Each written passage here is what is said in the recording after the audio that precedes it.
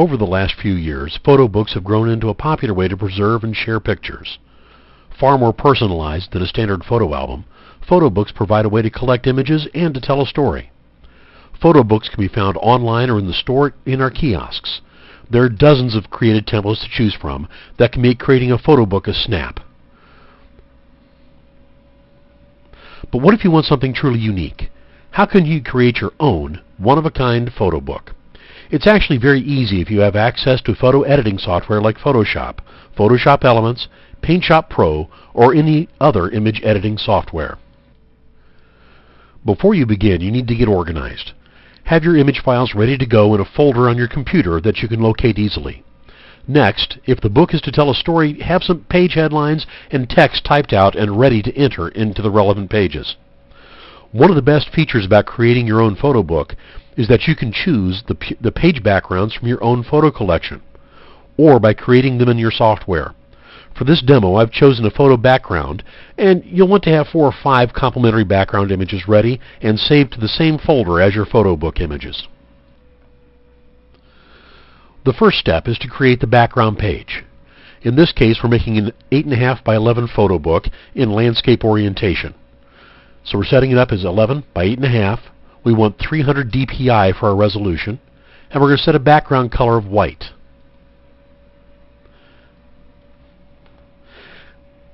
Then, I've decided what I want to have for a background. I open up that image, and I drag it onto my white canvas. And the next step is to get it sized correctly so that it fits right the way I want to on that canvas, like that. Now, I don't want to have something quite this bold showing up behind my pictures to be distracting.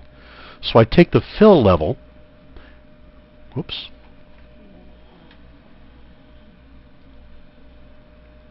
so I take the fill level, move it down, to kind of ghost it out behind my images so it's still distinguishable what the photo is, but it won't detract from the photos I put on top of it. There we go. The next step is to select my anchor image and place that on the page. For this one, I think I'm going to take a group photo. Here we go. We'll move this onto the page, and we'll resize it again to fit the way I want it to. Let's grab it here, move it up.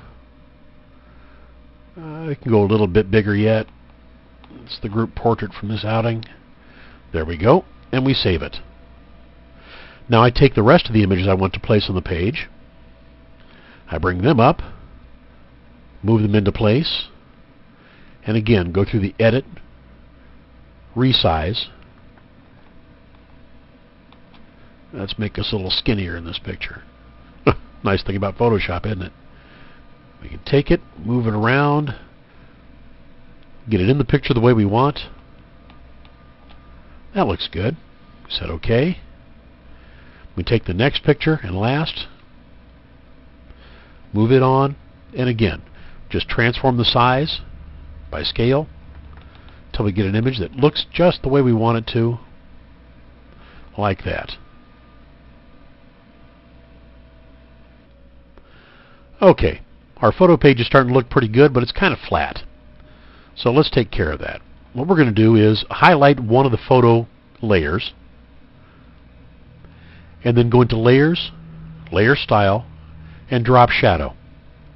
What a drop shadow does is it will add some detail, some shadow along the edge to make the picture look like it's not quite as flat on the page as it does now.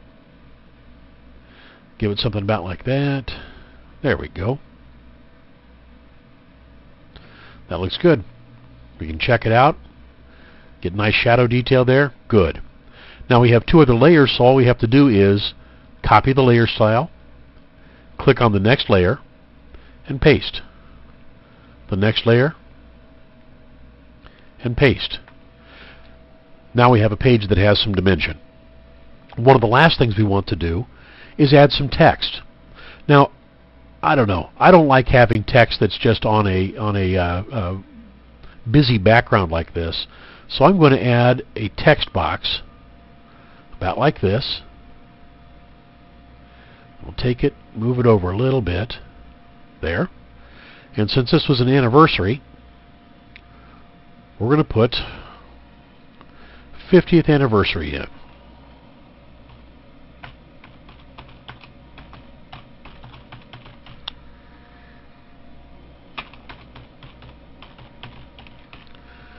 And a little bit big on the font, so we'll move that down some.